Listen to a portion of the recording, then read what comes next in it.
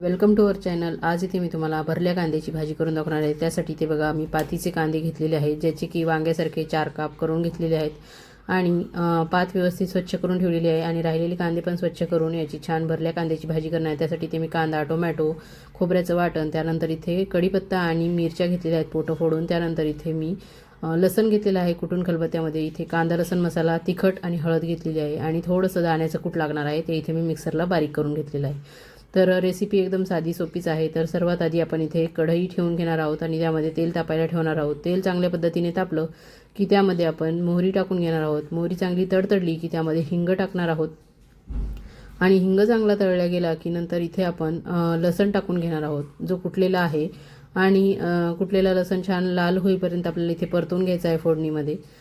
त्यानंतर इथे आपण कढीपत्ता आणि मिरच्या टाकून घेणार आहोत, त्या देखील व्यवस्थित आपण तेलामध्ये परतवून घेणार आहोत। तर वांग्याप्रमाणेच ही कांद्याची भाजी इथे आपण तयार करणार आहोत। एकदम मस्त अशी अप्रतिम चवीची ही भाजी तयार होते। तुम्ही याआधी कधी अशी वांग्याची भाजी जशी आपण करतो तशी कांद्याची भाजी केलेली आहे का, नक्की मला कमेंट करून सांगा। तर इथे बघा मिरच्या चांगल्या परतल्यानंतर इथे मी कांदा टाकून घेतलेला आहे आणि कांदा देखील व्यवस्थित इथे मी परतवून घेणार आहे। चांगला सॉफ्ट होईपर्यंत आपल्याला कांदा परतायचा आहे। त्यानंतर इथे मी एक पिकलेला छान टोमॅटो इथे टाकून घेणार आहे, तो देखील इथे व्यवस्थित आपल्याला तेलामध्ये फोडणीमध्ये चांगला परतवून घ्यायचा आहे आणि हे दोन्ही व्यवस्थित परतणं झाल्यानंतर अजून चांगल्या पद्धतीने हे सॉफ्ट होण्यासाठी आणि मऊ होण्यासाठी इथे आपण जेवढं आपल्याला भाजीला गरजेचं आहे तेवढं मीठ इथेच टाकून घेणार आहोत। ह्या मिठामुळे टोमॅटोही लवकर सॉफ्ट होतो आणि कांदाही चांगल्या परतल्या जातो। तर अशा पद्धतीने मीठ टाकल्यानंतर परत एकदा हे सर्व जिन्नस एकजीव करून घेणार आहोत आपण।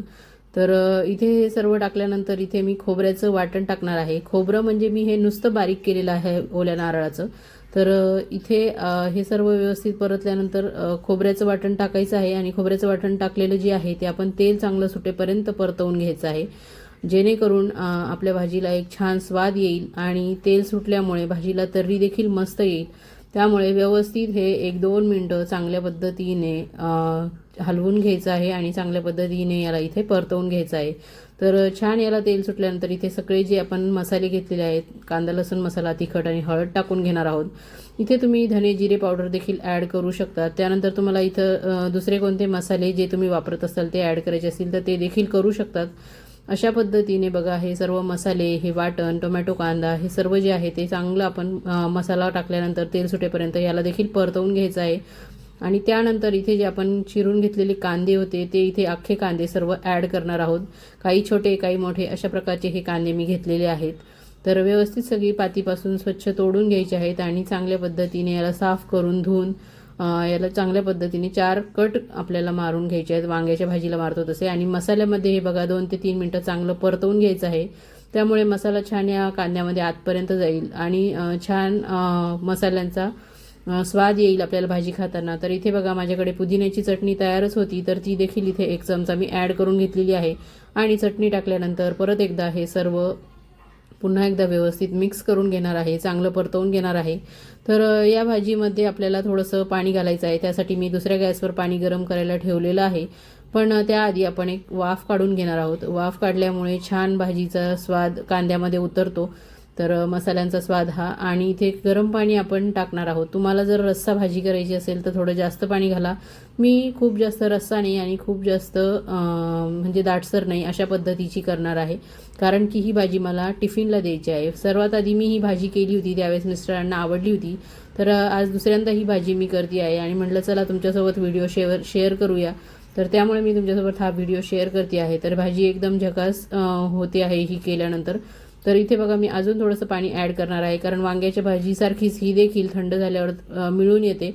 आणि इथे बघा 2 ते 3 चमचे मी दाण्याचं कूट घालून घेतलेलं आहे। तर दाण्याचं कूट घातल्याने देखील भाजी छान एकसंध होते आणि मिळून येते, त्यामुळे इथे मी थोडंसं हे दाण्याचं कूट इथे घातलेलं आहे।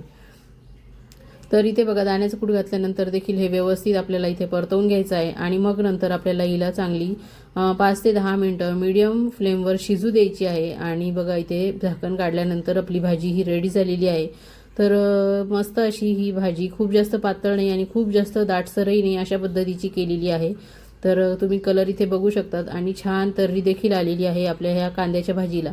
तर पहिल्यांदा जसं मी तुम्हाला सांगितलं तसं मी टिफिनला देण्यासाठी ही भाजी केलेली आहे, त्यामुळे मी इथे टिफिनमध्येच सर्व करून घेणार आहे। तर मुलाला आणि मिस्टरांना देण्यासाठी ही भाजी मी केलेली आहे. तर मस्त लागते, तुम्ही नक्की करून बघा. आणि जर तुमच्याकडे अशा पद्धतीने भाजी करत असाल तर नक्की मला कमेंट करून सांगा, किंवा यापेक्षा काही वेगळ्या पद्धतीने तुम्ही भरल्या कांद्याची भाजी करतात का ते देखील माझ्यासोबत तुम्ही शेअर करा. तर कशी वाटली बघा, मी तुम्हाला जवळून कॅमेरा घेऊन दाखवत आहे. तर भाजीचा रंग बघू शकता तुम्ही. आज माझ्याकडे कोथिंबीर नव्हती, तुमच्याकडे असेल तर तुम्ही नक्की ॲड करा. आणि इथे बघा मस्त परतलेली भेंडी आणि छान मऊ लुसलुशीत पोळ्या असा मी डबा भरलेला आहे. तर तुम्ही देखील